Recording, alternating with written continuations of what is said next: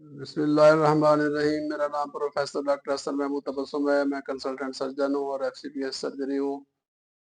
تو آج ہم گال بلیڈر سٹونز کے بارے میں ڈسکس کریں گے۔ گال بلیڈر سٹونز جو ہے بڑا کامن پرابلم ہے۔ ہر 10واں آدمی 10% سے 18% تک لوگوں کی دنیا کے اندر گال سٹونز کی ریشو ہے۔ بچوں میں کم ہوتا ہے، بڑوں میں 50 سال کی عمر میں، فیٹی عورتوں میں، فرٹائل عورتوں میں اندر، فلیچولنٹ عورتوں کے اندر زیادہ گال سٹونز ہوتے ہیں۔ گال سٹونز جو ہے نا وہ 3 طرح سے ہمارے پاس پریزنٹ کرتے ہیں۔ ایک تو اے سمپٹومیٹک گال سٹونز ہوتے ہیں۔ اے سمپٹومیٹک گال سٹونز اس طرح پریزنٹ کرتے ہیں کہ پیشنٹ نے کسی وجہ سے الٹرا ساؤنڈ کرائی، کسی وجہ سے CT سکین کرایا، کسی وجہ سے MRCP کرائی، تو اس کے اندر اس کو بغیر تکلیف کے سٹون نظر آیا، تو اسے ہم کہتے ہیں کہ اس کو اے سمپٹومیٹک گال سٹونز ہیں۔ پتے میں پتھری تو موجود ہے لیکن اس کو تکلیف نہیں ہے۔ پتے میں پتھری ہے لیکن اس کو تکلیف نہیں ہے۔ اس کا علاج مختلف ہوتا ہے۔ دوسرا پیشنٹ آتا ہے ہمارے پاس کہ اس کو رائٹ سبکاسٹل ایریا کے اندر، رائٹ اپر ابڈامن کے اندر پین ہوتا ہے۔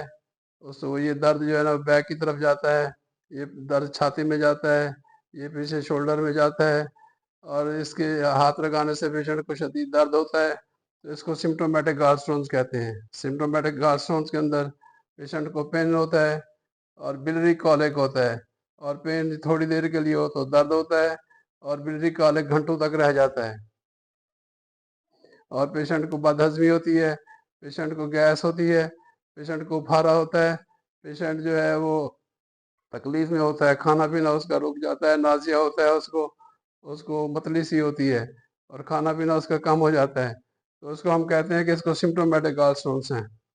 اور ایک پیشنٹ آتا ہے جس کو رائٹ سائڈ پہ درد ہوتا ہے، ہاتھ لگانے پہ ٹینڈرنس بھی ہوتی ہے، لیکن اس کو الٹرا ساؤنڈ کراتے ہیں تو اس کو پتھری نظر نہیں آتی، لیکن پتے پہ سوزش ہوتی ہے، اس کو ہم کہتے ہیں کیلکولس کولیسسٹائٹس۔ اس کو کہتے ہیں ہم کیلکولس کولیسسٹائٹس۔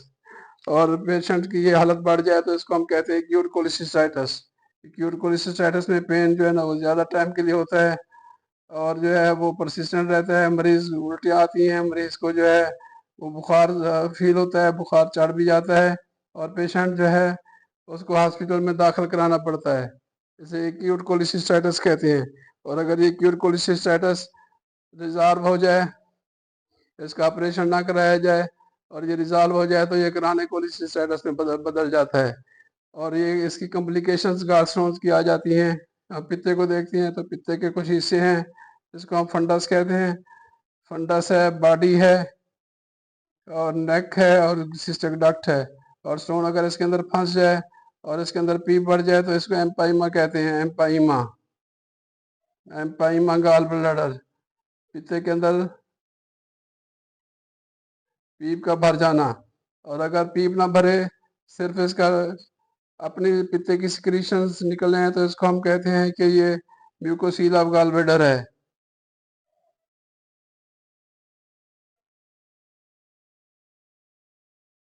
ایکیوٹ کولیسسٹائٹس کرانک کولیسسٹائٹس میں بدل سکتا ہے، ایمپائما میں بدل سکتا ہے، میوکوسیل آف گال بلیڈر میں بدل سکتا ہے، اور اگر یہ سٹون جو ہے نا نیچے CBD کو ڈکٹ کو بند کر دے تو پھر یہ کولیڈوکولیتھیاسس بن جاتا ہے۔ کولیڈوکولیتھیاسس،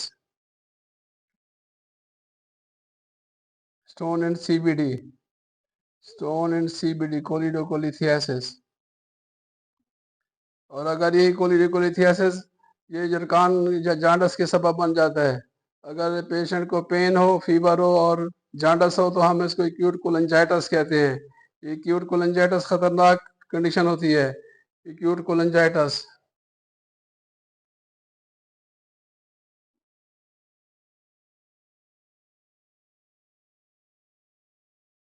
اس کا فوری علاج نہ کیا جائے تو 50% تک مریض اس سے ان کی ڈیتھ واقع ہو سکتی ہے، سیپٹیسیمیا سے، اور برین ابسیس سے، لیور ابسیس سے، اور دوسری وجوہات سے۔ تو اگر پین بھی ہو اور جانڈس بھی ہو، اور ساتھ جو ہے پین، جانڈس اور ساتھ فیور ہو تو ایکیوٹ کولنجائٹس ہو جاتا ہے۔ اور اگر نیچے کی طرف CBD پینکریاٹک ڈکٹ کے ساتھ جوڑ رہی ہوتی ہے، اگر اس جگہ پہ पैंक्रियास पड़ा होता है, पैंक्रियाटिक डक्ट के साथ अगर जोड़ रही होती है, यहाँ पर स्टोन आ जाए तो एक्यूट पैंक्रियाटाइटिस हो जाता है, लबलबे की सोजिश हो जाती है, लबलबे की सोजिश हो जाती है। लबलबे की सोजिश जो है ना, ये और एक कॉम्प्लिकेशन, खतरनाक कॉम्प्लिकेशन होती है। अगर स्टोन माइग्रेट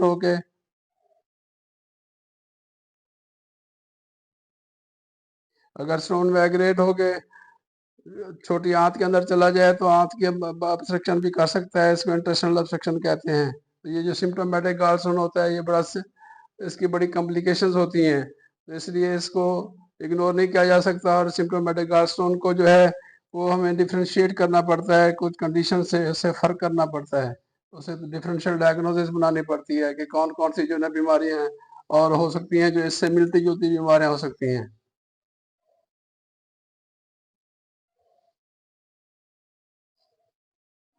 इसे हम डिफरेंशियल डायग्नोसिस कहते हैं, डिफरेंशियल डायग्नोसिस। एक तो इसको हमें डिफ्रेंशिएट करने के लिए एक्यूट अपेंडिसाइटिस बड़ी कॉमन पेट की बीमारी है, लेकिन ये राइट साइड पे होती है और नीचे की तरफ होती है, एक्यूट कोलिसिस, एक्यूट अपेंडिसाइटिस। इसका क्राइटेरिया है हमारे पास, जिसे हम एल्वोराडो स्कोर कहते हैं एक्यूट अपेंडिसाइटिस का।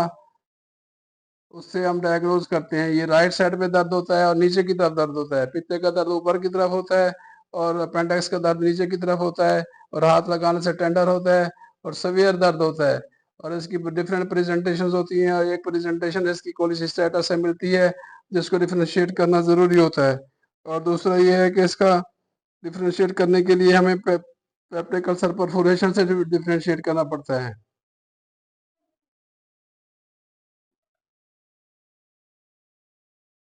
पेप्टिक अल्सर मैदे का अल्सर होता है, जिसके अंदर अगर सुराख हो जाए तो उसे पेप्टिक अल्सर परफोरेशन कहते हैं। ये सुराख जो है ना, जो मैदे की चीज़ें हैं या छोटी आंत ड्यूडेनम की चीज़ें हैं, इनको जो है पेरिटोनियल कैविटी के अंदर चला जाता है और पेरिटोनाइटिस होता है। और ये एक्यूट कोलिसिस्टाइटिस और अपेंडिसाइटिस दोनों से मिलता जुलता है और ख़तरनाक हालत होती है और फौरी ऑपरेशन की ज़रूरत होती है। और एक्यूट पैंक्रियाटाइटिस के बारे में हम डिस्कस कर चुके हैं कि ये कॉम्प्लिकेशन भी होती है, लेकिन इसे डिफरेंशिएट भी करना पड़ता है कि ये गॉल स्टोन है या परफोरेटेड अल्सर है या पैंक्रियाटाइटिस है। एक्यूट पैंक्रियाटाइटिस, ये पेन होता है एपिगैस्ट्रियम के अंदर, पेट के ऊपर के दरमियानी हिस्से के अंदर दर्द होता है। ये दर्द जो है, ये जो है दर्द जो बैठने और आगे की तरफ लीन करने से कम हो जाता है, लेटने से दर्द ज़्यादा होता है। तो जब पेशेंट बैठा होता है तो इसके अर्ली स्टेजेस में हम देखते हैं कि पेशेंट आगे की तरफ झुका हुआ होता है, वो कहता है मुझे शदीद एपिगैस्ट्रियम में दर्द है, और वो आगे की तरफ झुका होता है, उसको इसको कहते हैं एक्यूट पैंक्रियाटाइटिस का दर्द है। इसकी तशखीस करते हैं और फिर इसको हम गुर्दे के दर्द से एक्यूट पायलोनेफ्राइटिस से डिफरेंशिएट करते हैं।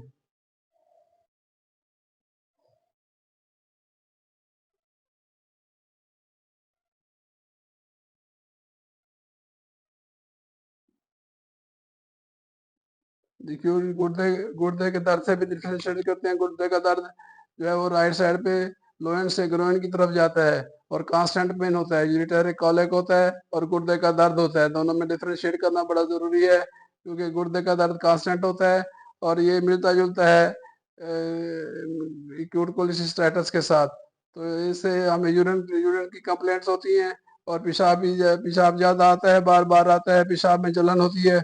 और इसे हम और एक और डिफरेंशियल डायग्नोसिस जो होती है मायोकार्डियल इन्फार्क्शन, एमआई जो है, मायोकार्डियल इन्फार्क्शन, ये दिल की बीमारी होती है। दिल की जब नालियाँ सिकुड़ती हैं, खसूसन इन्फीरियर वाल ऑफ हार्ट, तो इन्फीरियर वाल ऑफ हार्ट जब सिकुड़ती है या उसका स्पाज्म होता है या उसके अंदर थ्रम्बस होता है या उसके अंदर एम्बुलस जाता है, तो दर्द होता है पेट के अंदर और राइट साइड के अंदर, तो इसको एक्यूट एमआई कहते हैं। तो ये इसको डिफरेंशिएट करना ज़रूरी होता है। इसमें पसीने बहुत आते हैं, ईसीजी में चेंजेस आती हैं, तो इसलिए इसको डायग्नोज करना ज़रूरी है। और फिर फेफड़ों की झिल्लियों की बीमारी होती है, जिसको कहते हैं हम नमूनिया। फेफड़ों का इन्फेक्शन होता है जिसे हम नमूनिया कहते हैं, और प्लूरिसी कहते हैं अगर झिल्लियों की बीमारी हो तो। ये छाती का दर्द होता है, इसमें खांसी आती है और एक्सपेक्टोरेशन बलगम आता है, تو اس کو ہم ڈفرینشیٹ کرتے ہیں. یہ ڈفرینشیل ڈائگنوسس کراتی ہے ایکیوٹ اپینڈیسائٹس سے, پیپٹک کلسر پرفوریشن سے, ایکیوٹ پینکریاٹائٹس سے, ایکیوٹ پیلونیفرائٹس سے, ایم آئی سے, اور نمونیا اور پلوریسی سے. پھر ہم ایک ڈائگنوسس بناتے ہیں.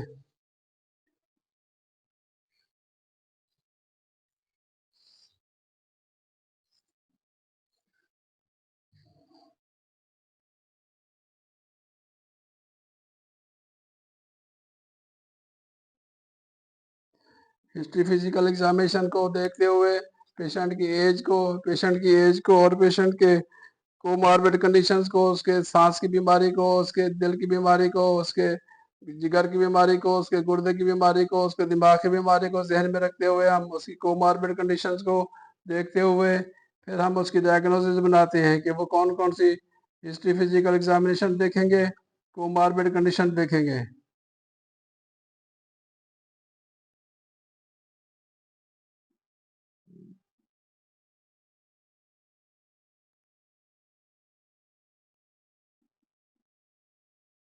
اور ڈرگ انٹیک دیکھیں گے کہ پیشنٹ کس کس ڈرگ کو لے رہا ہے, دل کی دوائیاں لے رہا ہے, سانس کی دوائیاں لے رہا ہے, دماغ کی دوائیاں لے رہا ہے, کون کون سی دوائیاں لے رہا ہے. ڈرگ انٹیک کی ہسٹری پیشنٹ کی ضروری ہے. اگر وہ دوائیاں چھڑوا دیں گے بغیر کسی کنسلٹیشن کے اور بغیر کسی وجہ سے تو کمپلیکیشنز آئیں گی. اور پھر ڈرگ الرجیز کو دیکھتے ہیں کہ ڈرگ کی الرجیز کیا ہیں, کہ کس کس دوائی سے پیشنٹ الرجک ہے اس کی ہسٹری پوچھنی چاہیے. اور پھر ایڈکشن کی ہسٹری لینی چاہیے کہ کون کون سی دوائی پیشنٹ کو ایڈکشن ہے. ایک آدمی الکوہل لے رہا ہے یا جو ہے نا ایک آدمی کوئی ریکریشنل ڈرگ لے رہا ہے, اور اگر وہ اس کا پتہ نہیں ہوگا تو اس کو ہم بچانے کی کوشش نہیں کر سکیں گے, اس سے نقصان ہوگا پیشنٹ کا. اس لیے ڈاکٹر کو یہ جاننا بڑا ضروری ہے کہ یہ ایڈکٹ ہے یا ایڈکٹ نہیں ہے. تو اس کے بعد ہم اس کے ایل ایف ٹی کروائیں گے, بلڈ کمپلیٹ ایگزامینیشن کروائیں گے, اور جو الکلائن فاسفیٹیز کروائیں گے, امائلیز کروائیں گے. پھر ہم اس کا سی ٹی اسکین کروائیں گے یا الٹرا ساؤنڈ کروائیں گے, الٹرا ساؤنڈ کروائیں گے اور اس کی سی ٹی اسکین یا ایم آر سی پی یا جو ہے نا اس کا ہیڈ اسکین کرائیں گے. ایک کیلکولس کولیسیسٹائٹس کے پیشنٹ جس کے اندر جو ہے نا الٹرا ساؤنڈ میں پتھری نظر نہیں آ رہی ہوتی لیکن ہمیں پتھری محسوس ہو رہی ہوتی ہے کہ بھی اس پیشنٹ کو پتے کی سوزش ہے, ایک کیلکولس گال سٹون گال بلیڈر ہے, تو اس کے اندر ہم ہیڈ اسکین کرواتے ہیں, ہیڈ اسکین. ادروائز ہمارا کام الٹرا ساؤنڈ سے, سی ٹی اسکین سے, ایم آر سی پی سے, سمپل ایکس رے سے 10% پیشنٹس میں چل جاتا ہے. لیکن جب ایک کیلکولس ہو پتے میں پتھری نظر نہ آ رہی ہے تو ہیڈ اسکین کرواتے ہیں. اسپیسیفک انویسٹیگیشن ہوتی ہے ہیڈ اسکین. پھر اب ڈائگنوسس بنانے کے بعد پھر ہم پیشنٹ سے کاؤنسل کرتے ہیں. پیشنٹ کی کاؤنسلنگ کے اندر ہمیں فیصلہ کرنا ہوتا ہے کہ کون سا ٹریٹمنٹ کرنا ہے. نان آپریٹو ٹریٹمنٹ یا operative treatment. Naan operative treatment کے اندر پہلے پیشنٹ کو اسٹیبلائز کرنا ہوتا ہے, اس کی آئی وی لائن مینٹین کرنی ہوتی ہے, اس کی آکسیجن سیچوریشن کو دیکھنا ہوتا ہے, اس کا جو ہے اس کو اینٹی بایوٹکس دینی ہوتی ہے, پین کلر دینا ہوتا ہے, اور جو ہے نا نان آپریٹو ٹریٹمنٹ کرتے ہیں. پھر ہم آپریشن کرتے ہیں. ایسمپٹومیٹک اسٹون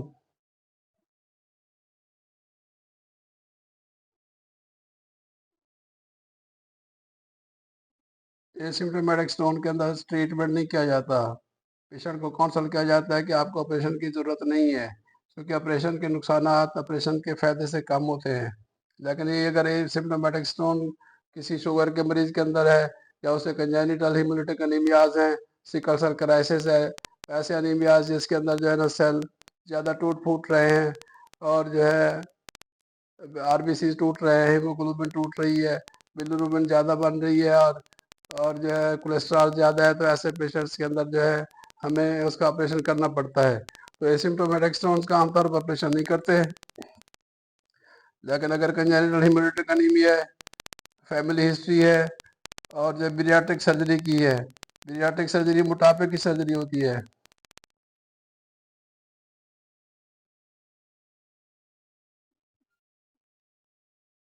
اس کے اندر کولیسٹرول کا اور لپڈ میٹابولزم ڈسٹرب ہوتا ہے اور اسٹون فارمیشن بڑھ جاتا ہے. تو ایسے اسٹون جو ڈائبیٹک پیشنٹس ہیں اور جن میں سی ڈی ہے, تو اس میں ایسمپٹومیٹک اسٹون کے اندر آپریشن کیا جاتا ہے, ادروائز آپریشن نہیں کیا جاتا. باقی سمپٹومیٹک گال اسٹونز اگر انیشیل سٹیج میں آ جائیں تو ود ان 1 ویک ان کی سرجری کی جا سکتی ہے، لیکن اگر بھی انیشیل سٹیج میں نہ آئیں تو 1 مہینہ سوا مہینہ ان کا علاج جو ہے وہ کیا جاتا ہے آئی وی لائن پر اور اینٹی بایوٹکس کے ذریعے، اور اس کے بعد جو ہے اس کا علاج آپریشن کیا جاتا ہے۔ اگر بہت ہی کمپلیکیٹڈ پیشنٹ ہوں تو ماڈرن ورلڈ میں الٹرا ساؤنڈ گائیڈڈ ایسپریشن کر کے پس کو نکال لیا جاتا ہے، اور گال سٹون اگر سی بی ڈی کے اندر سٹون ہو، کولیڈوکولیتھیاسس ہو یا کولنجائٹس ہو تو ERCP کے ذریعے سٹینٹ ڈالا جاتا ہے۔ یہ مختصر سا اس کا علاج ہوتا ہے جو ایک کمپیٹنٹ سرجن، کمپیٹنٹ گیسٹرونٹالوجسٹ یا کمپیٹنٹ فزیشین جو انیشیٹ کر سکتا ہے۔ یہ ساری چیزیں کاؤنسلنگ کے ساتھ ریلیٹڈ ہے، اور اس کے لیے کنسیپٹ بنانا بڑا ضروری ہے، کاؤنسل کرنا بڑا ضروری ہے۔ ڈاکٹر حسن محمود تبسم، FCPS surgery consultant surgeon, new سلیم گارڈن، مذہب اللہ چکیلا من، شرکی، رحیم یار خان۔